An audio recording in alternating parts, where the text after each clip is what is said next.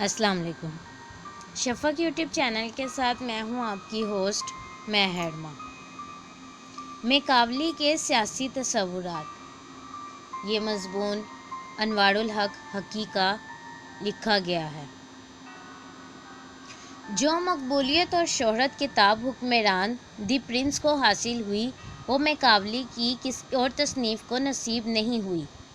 لیکن اس کی ذمہ داری میکاولی پر نہیں بلکہ ان سیاسی لیڈروں اور حاکموں پر ہے جنہوں نے اپنی ذاتی اغراض اور سیاسی اقتدار کے حصول اور استحکام کے لیے حکمران سے استفادہ کیا۔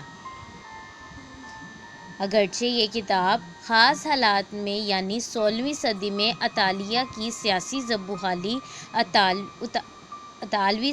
ریاستوں کی باہمی چپقلش اور خانہ جنگی اور ایک مقصد و نظریہ یعنی اطالیہ کے قومی اتحاد اور آزادی کے نصب العین کے تحت لکھی گئی تھی، لیکن پھر بھی یہ خیال درست نہیں کہ حکمران میکاولی کے سیاسی نظریات کی صحیح ترجمان ہے،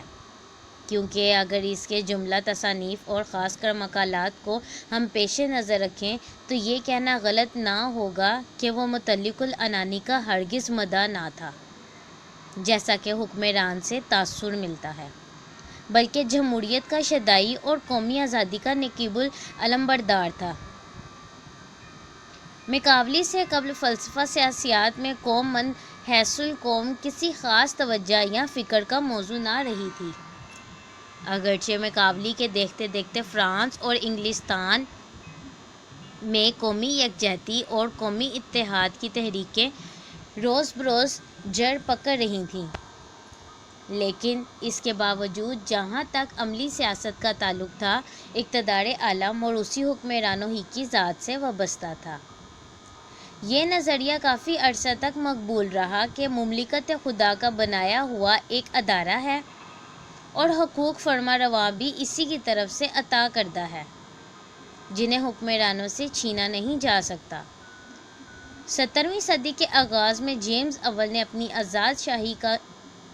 قانون میں اس نظریے کی وضاحت مندرجہ ذیل الفاظ میں کی تھی۔ اگرچہ ایک اچھے بادشاہ کے لیے ضروری ہے کہ وہ اپنے افعال کو قانون کے مطابق رکھے، مگر ایسا کرنے پر وہ مجبور نہیں۔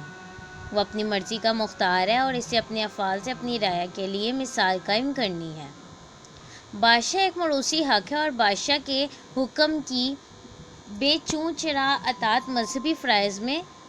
داخل ہے۔ موروثی حکمرانی کے نظریے اور حکمرانوں کے وسیع اقتدار و اختیار کا اندازہ اس سے کیا جا سکتا ہے کہ 30 سالہ جنگ کے اختتام پر صلح ویسٹ فیلیا نے حکمرانوں کے اس حق کو تسلیم کیا تھا کہ انہیں اپنی رعایا کے مذہبی اور ملکی معاملات پر کامل اختیار ہے۔ مزید برآں 17ویں اور 18ویں صدی میں انگلستان اور فرانس کی داخلی سیاسی کشمکش اور نظریاتی بحث و مباحثوں میں بھی قومی انفرادیت اور قومی حقوق پر زیادہ توجہ نہیں دی گئی، بلکہ موضوع بحث یہ تھا کہ اگر فرمانرواں اپنے اختیارات سے تجاوز کرے یا ان کا صحیح استعمال نہ کرے تو ایسی صورت میں شہری اپنے مفاد اور حقوق کی حفاظت کے لیے کیا ذرائع اور وسائل اختیار کریں۔ انقلاب فرانس اور امریکی جنگ آزادی کے نعروں اور منشوروں کے سرسری مطالعے سے بھی یہ بات عیاں ہوتی ہے کہ قومی انفرادیت کا جذبہ یا نظریہ 18ویں صدی کی ان نظری اور عملی سیاست میں کار فرما نہ تھا۔ قوم من حیث القوم نہیں بلکہ ابھی تک حقوق انسانی یعنی آزادی، اخوت، مساوات اور جستجوئے مسرت توجہ فکر کا موضوع تھا۔ ایک اسکالر کے مطابق نشاط الثانیہ کے بعد کئی صدیاں گزریں اور جب تک نپولین کا زمانہ نہیں آیا قومیت کا خیال محض جذبے کی شکل میں موجود تھا۔ اس کو عملی جامہ نہیں پہنایا گیا تھا، لیکن یہ جذبہ تھا بہت زبردست۔ حقیقت تو یہ ہے کہ مذہبیت کے زوال کے ساتھ ساتھ ہی وطنیت اور حق پرستی کی نشوونما شروع ہو چکی تھی۔ رومی کلیسا کی مخالفت میں مارٹن لوتھر نے اپنی جرمنی قوم سے مدد لی تھی اور کلیسا کی شکست کے بعد وہ تسبیح ٹوٹ گئی جس میں مختلف قومیں پروئی ہوئی تھیں۔ رفتہ رفتہ آفاقیت کی بجائے قومیت کو قابل قبول بلکہ واجب الحصول نصب العین قرار دیا گیا۔ لارڈ لاتھن کے الفاظ میں، جب لوتھر کی تحریک نے، جس کو اصلاحی مذہب کی تحریک کہا جاتا ہے، یورپ کی ثقافتی اور مذہبی وحدت کا خاتمہ کر دیا تو یہ براعظم مختلف قومی حکومتوں میں منقسم ہو گیا، جن کے جھگڑے اور مقابلے دنیا کے امن کے لیے ایک دائمی اور مستقل خطرہ بن گئے۔ اور یہی وہ جذبہ تھا جس نے نپولین کے خلاف اہل ہسپانیہ کی جدوجہد 1806 سے 1813 تک کو تقویت بخشی تھی۔ یہ جذبہ قوم پرستی ہی کی کار فرمائی تھی جس کے سبب نپولین کو بالآخر شکست ہوئی اور جرمنی کو اثر نو زندگی حاصل ہوئی۔ اسی کے تحت 19ویں صدی میں اقتدار اعلیٰ اور قانون سازی کے مسئلوں پر باقاعدہ توجہ دی گئی اور مبصرین و مفکرین سیاست نے اپنے اپنے نقطہ نگاہ کے مطابق قوم، مملکت اور قومی حقوق کی توزیع و توجیہ کی۔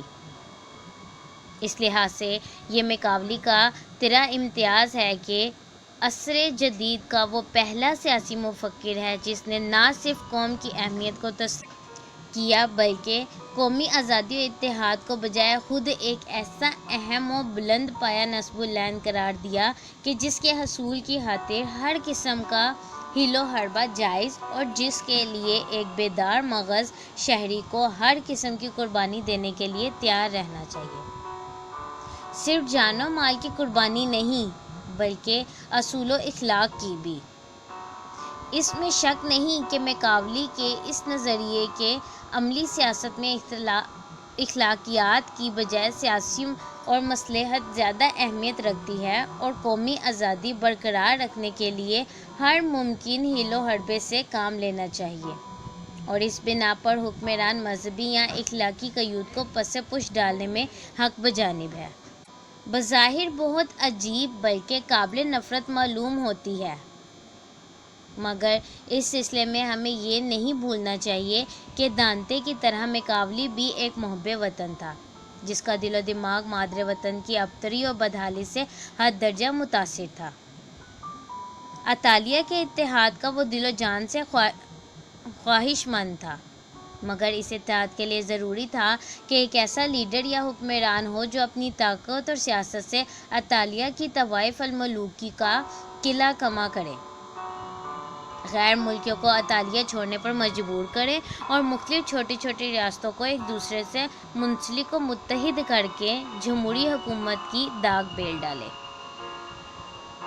میکاولی کے نزدیک یہ ایک ایسا بلند اور اہم نصب العین تھا جس کے حصول کے سلسلے میں یہ خیال نہیں ہونا چاہیے کہ اسے کن ممکن طریقوں سے حاصل کیا جا سکتا ہے۔